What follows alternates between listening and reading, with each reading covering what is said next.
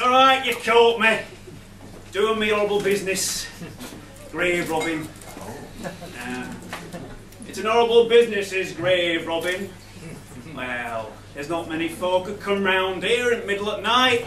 In a dead quiet graveyard. Dead quiet.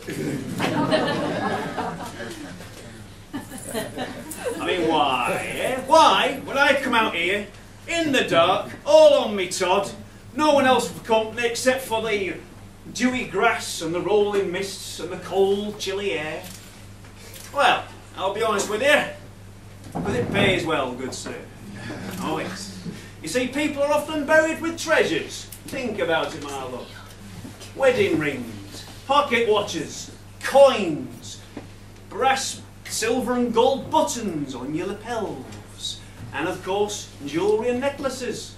Even the odd eyeball made of glass, or maybe a nice pair of leather boots to get you some bob as well.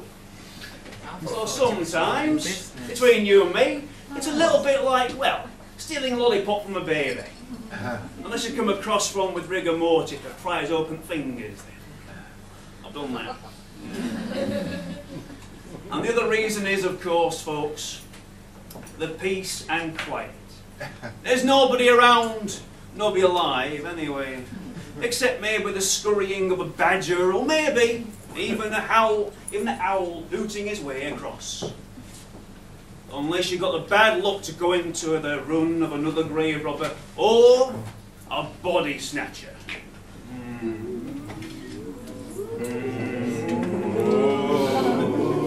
A body snatcher.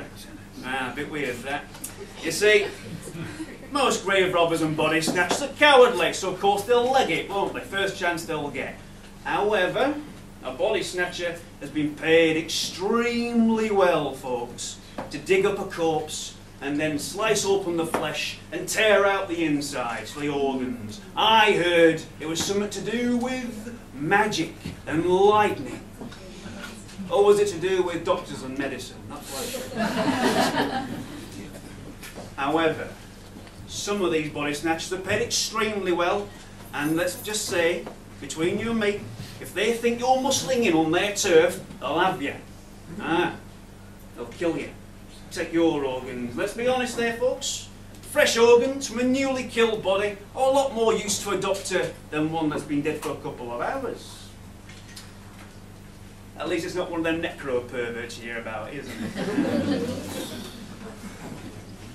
Necro perverts, raising the dead for their own evil ends. Speaking of raising the dead, here, man. Respect for the dead man. Speaking of raising the dead, would you like to hear a story? Yes. Oh, good, that's all right. I got one for you. A really scary one. You'll shit yourself. I wonder what that would. Right, it begins something like this. Last Halloween, on a night similar to this, where it was nice and chilly, and there was fog rising up from the ground itself. You've got to be careful on that kind of ground, because what you don't want to do is go into the graveyard and start digging into your own foot. You know what I mean? So you have to watch yourself. And so I let myself in with skeleton key. And I look it behind me like I normally do. And I head towards the nearest graves. And then I hear this weird noise, this kind of like a... sort of, yeah, that's right. So a weird noise like that. So I stop and listen. And there it is again. Kind of... So I look around with my lantern in the mist. Can't see much until I see this form on the floor. I go a little bit closer, and it's the huddled form of a man on the floor. So with my shovel in hand, I mean, for all I know, it could be a pervert. I said to him, "Are you right there, pal?" And he turns round, looks me in the lantern and in the eyes, and I swear, right, he's as pale as the dead himself. His eyes are aglaze with a weird mist, and his mouth's all open, and his hands reaching out like a... And he grabs my leg. So I gave him a swipe, but shoveled. Nothing. Like I never even touched him. And he starts trying to bite my leg and all. I'm not having that. So I get the blade of my shovel, smash him in the face. Between you and me, I'll leg it. Not like that, a bit more majesty. And to be honest, I do hide behind this yew tree because it's a little bit strange, this kind of thing. And as I'm looking around, I can hear that noise again. But it's coming from lots of different people. In fact, as I'm watching, and I shit you not, you've got the dead raising out of their graves. Like something out of the book of Revelation, I tell them. All of them, just these people coming out of the soil and reaching out. And some of them have got bits of flesh hanging off. And between you and me, good sir, there was one particular man I recognised. Tom Hardy, he was called. He's even got an eye missing, a cheek missing, and you can tell that because he's got maggots wriggling in his face. True story, look. Anyway, all these dead corpses are coming out of the ground, shambling along as they do. I don't know what's going on, it's just a bit weird if you ask me. But then, to my right-hand side, there's something moving. I turn a bit slowly like this. And there she is, most beautiful woman I've ever seen. You know the kind, pale skin like the moon, except there's no moon, it's a bit cloudy tonight. Her hair is long and black as the night itself, and she's wearing nothing but a death shroud covering her ample bosom. And I could even swear that her lips were a nice ruby, but actually they were crimson, and her face was covered in feathers. She was eating an owl. Poor little thing must have been caught while she was driving herself out the grave. Anyway, because I'm there with light in my hand, she turns round, sees me and starts going for me. And I'm thinking, well, if the dead are rising out, I need to defend myself, so I let her get a little bit closer still, and I do what I can only do. I get my shovel, swipe her round kneecaps, and make her fall to the floor. And then, I get my shovel again, foot on the end, and the blade into her throat. Bitch is still moving.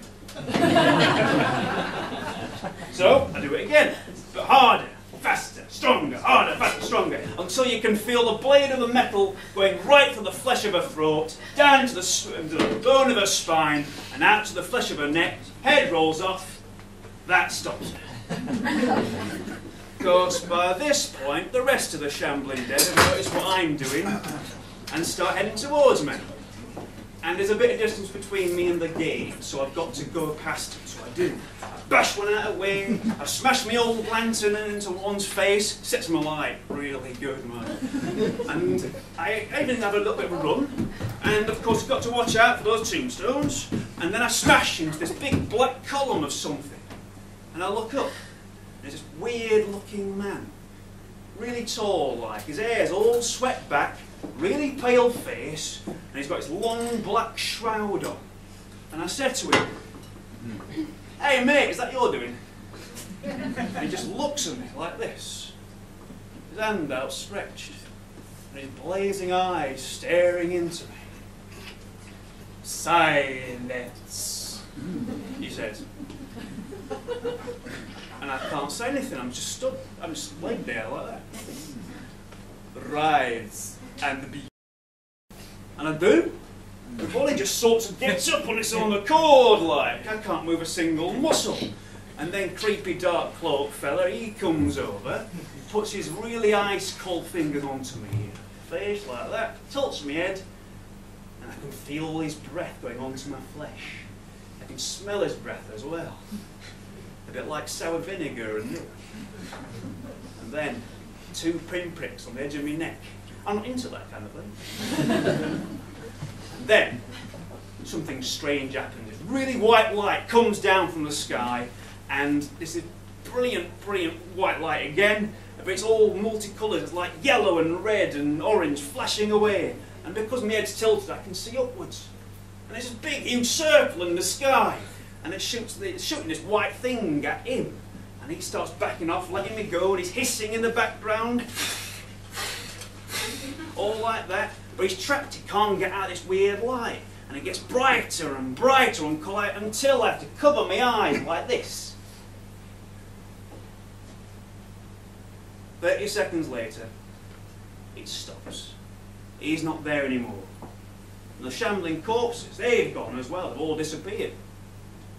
And before me is this weird little goblin-like fella.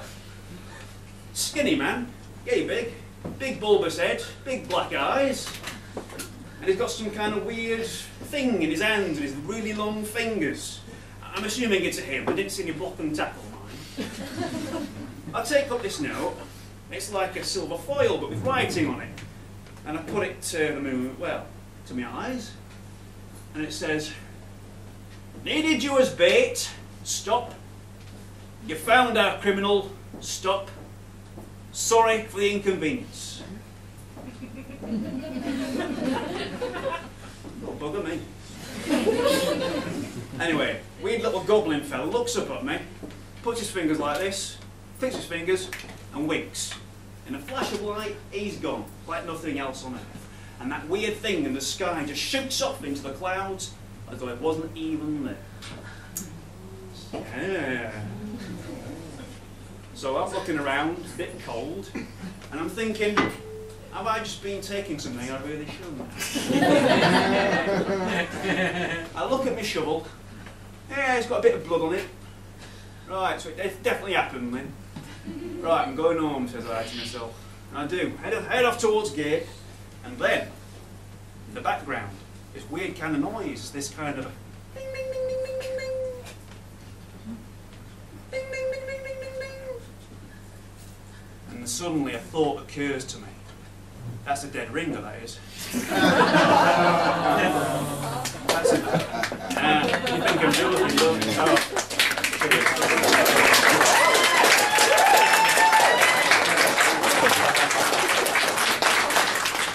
It worked. But no, the real thought that comes to me is a death coffin. So I leg it towards the source of that ringing bell. And I come across this new grave, nearly fresh one as well. And by the look of it, it's by a Matthew Palmer, buried yesterday. And of course, in the tombstone itself is in fact this small little bell just tinkling away. So I better get digging. That's what I do. Thing is, have you ever heard of a death coffin before, ladies and gents? No? Right, I'll tell you. A death coffin is in fact a very rich item because people are terrified of being buried alive. Let's face it, would you like being buried alive, sweetheart? No, you don't. Neither would I, actually.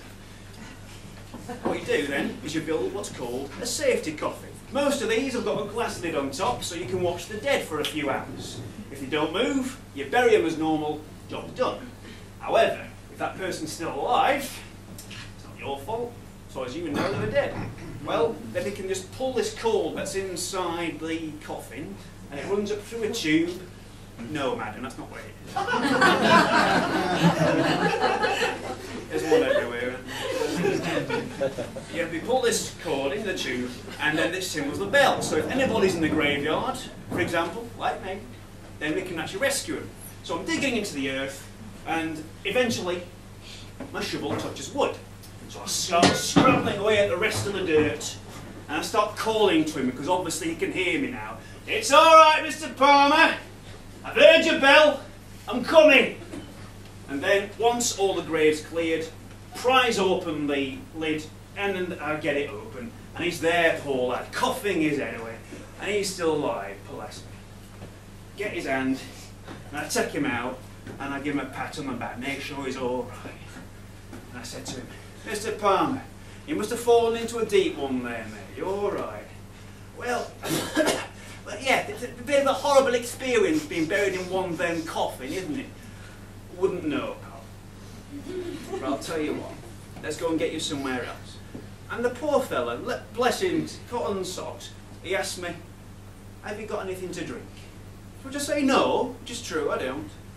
But are you a rich man, Mr. Palmer? To which he says, yes, he is. In fact, it just so happens he was buried with some money just in case this kind of thing happened. Well, I said to him, right, I'll tell you what then, Mr. Palmer, you and me, we're going to go to the pub. You're buying because it's been one hell of a night. Thank you.